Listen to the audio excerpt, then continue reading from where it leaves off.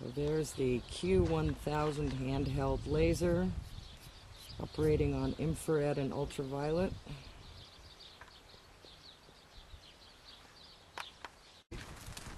So we know with a unilateral problem on the right sacroiliac joint, so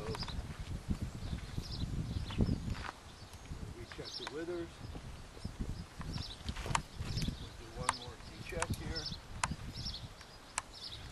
Good. That little bump is going down.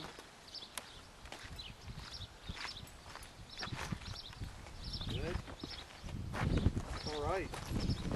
All right. Yay, Royal.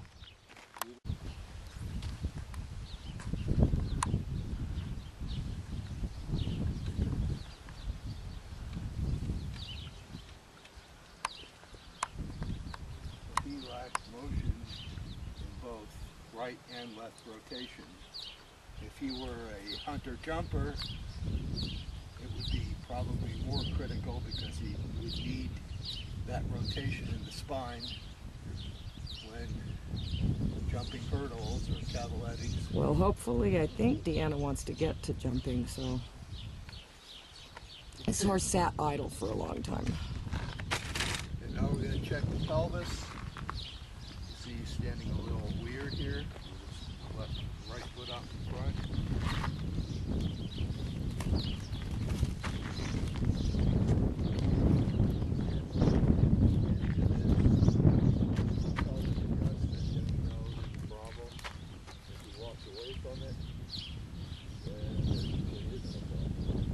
Right. Yeah, the horses will lean into the adjustment that suits them.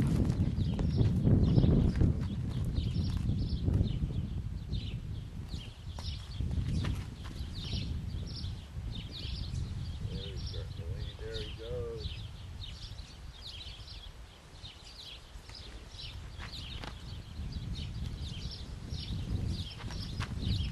So this horse does have a slight issue in the right sacroiliac joint. Okay.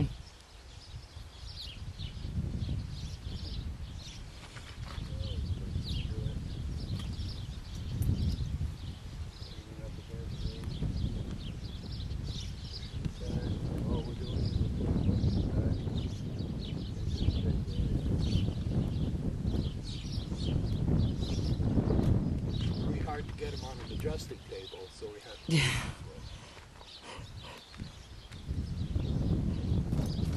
It's hard to get them on an operating table unconscious. Getting them on an adjusting table conscious would be nigh impossible.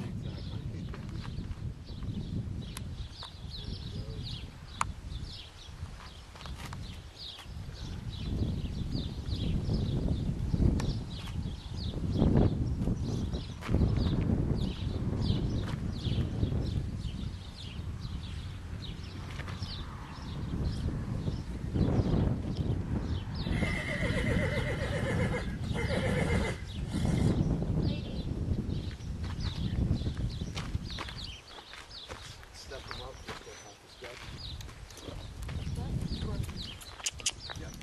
Step up, Royal. There we go. Now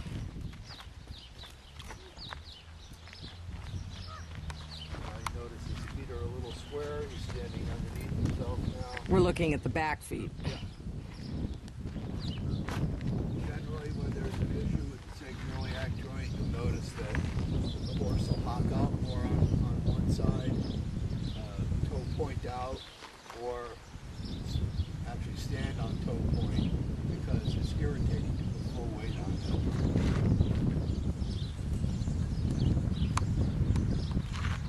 Now he's walking away from it.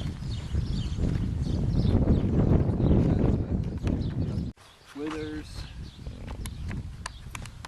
No quivering. Yeah. Completely difference in his Pull the reaction. withers to this side and to the left, to the right, and the left.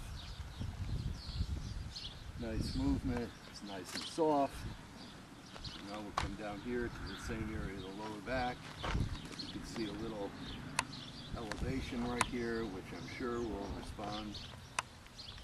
Oh, ow.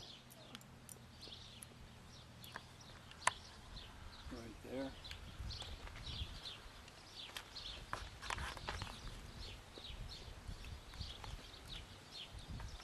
the importance of adjustment and finding these areas that lack movement is that if they're fixed or put back into motion, then you don't get arthritic change in the joint.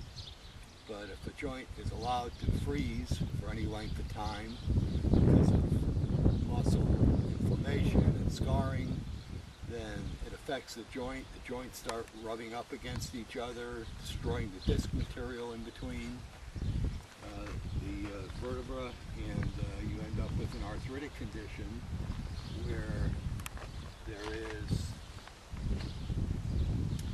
only spurs that start to form. And that's Spondylosis, is that right? spondylosis, that's right.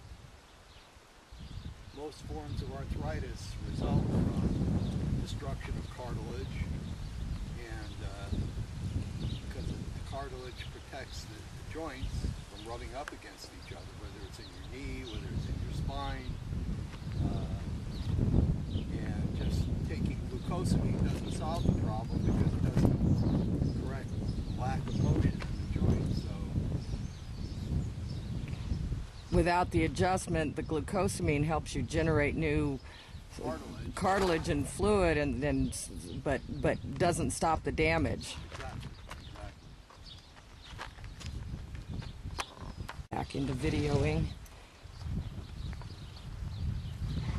Now, because the spine has rotated to the right, we are adjusting it back to the left. Improves rotation. All we're doing is bringing motion back into the spine. There. Gosh, I don't know if anybody has a whole chiropractic adjustment video on YouTube. I'll have to check. You could go viral here with this, Dr. Block. Oh, I'm sure there's a bunch of stuff. Oh, could be. There we go. Oh, I love his head is bouncing in rhythm with the... Yeah. He's letting his whole spine get mobility. That's right. I know when I was in physical therapy, that's my therapist said he wasn't so concerned about adjustment as mobility. If it can move, it'll find its own place. That's it. You just have to know where the motion is lacking.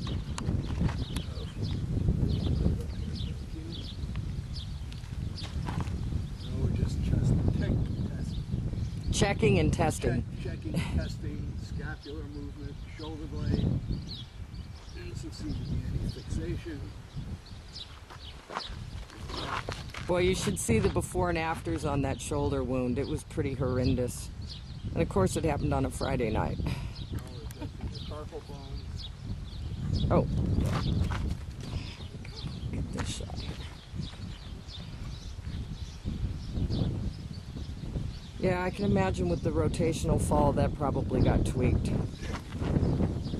I believe what I was told is he did a face plant and just went. Why don't we turn them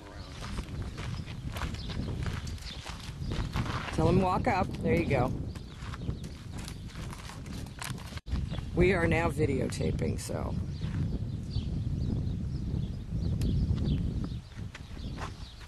There's the cringe, Julie. Get to it. You can see it better. Nothing here. Right here. Oh, yeah. Owie. Okay. Sorry, Royal, but Mom wants to see why you need this. I'm going to zoom in again.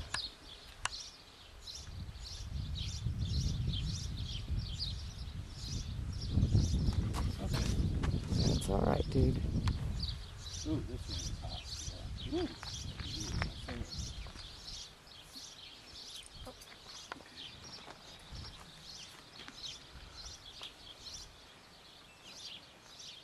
So have you ever put a video of you adjusting a horse up on YouTube, Dr. Block? Nah. Would you want such a thing up as promotion and link it into your website? It's a possibility. I'm all into search engine optimization now. Ah. And ways to help people find your website and appreciate your work and all that. And as long as I'm shooting this video, we could put it up on YouTube and I'll link your website on there. Okay. So this is, you're doing the laser treatment now, right? And on withers. On the withers. So since we're going to make a YouTube video out of it, this is Royal. He is a, I think, 15-year-old now, thoroughbred gelding. Had a serious laceration to his left shoulder in January, and so was laid off for a couple months while that was healing. As he was coming back from that, still wasn't fully fit, and went to a play day, got a little tired in heavy footing, dragged a toe and did a full-on somersault. That was in March, and this is now the 1st of May, so we are going to have Dr. Block. We just treated the withers, and now we're going to go retest again. Okay, yeah, I'll zoom in so we can see the difference in the reactiveness. No quivering. Yeah, see, he's no longer flinching away, Withers are moving. and his withers are mobile. Right and left.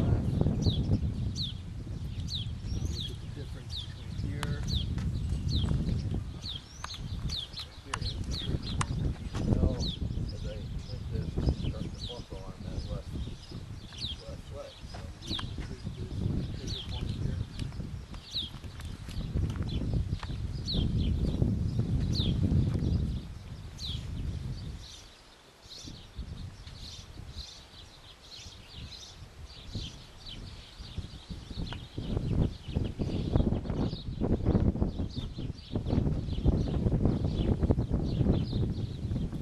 And remind me more about the handheld laser unit. It's a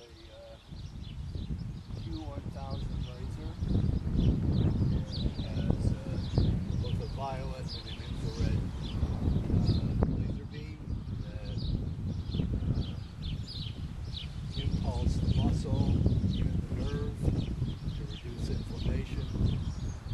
It's a cold laser as opposed to a hot laser. The hot lasers are more used for surgery because they cut.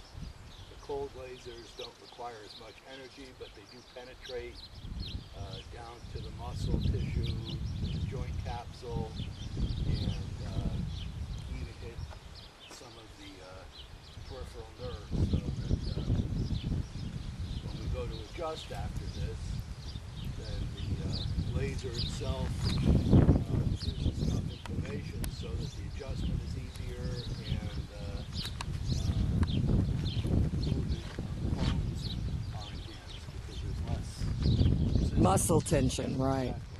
I recall, too, that there were studies done that infrared wavelengths actually stimulate the mitochondria of cells, and that's why infrared is the best for Right. light therapy. Right. So, and I'm not sure about the violet. That one's new to me. Violet is more for nerve tissue. Oh, okay.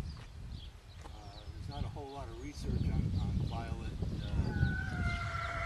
laser, but they found that the combination of the two covers a broader spectrum of problems. Yeah, because I use the BioLights, which uses infrared, but that's old technology at this point. And the secret also is in the frequency, the pulsation. Right. Oh, okay. This has about 8 different. No, look at. So now again, instead of him dropping away, and he hasn't even been adjusted yet, this is just releasing some of the inflammation and pain.